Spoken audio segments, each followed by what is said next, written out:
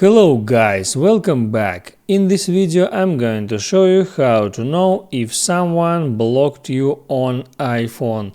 That is quite simple and easy, so let's begin. First you're gonna try, and that is the best way to check if someone blocked you on its iPhone, is to send a message to that person. Just select that person conversation and there try to send a message. I just did that and I see that message was successfully sent.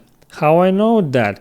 That is because there are not mistakes here when I entered that message. If I send a message and there are some mistakes right here, it will be error text just below the text message, like that message can be delivered. So in that case it means that probably that person blocked you or you got some problems with internet connection. So check your internet connection. You can open up some browser, some web page, and check if your internet connection is okay. And then if it's all okay with your internet connection, so that means that that specific person blocked you on your iPhone.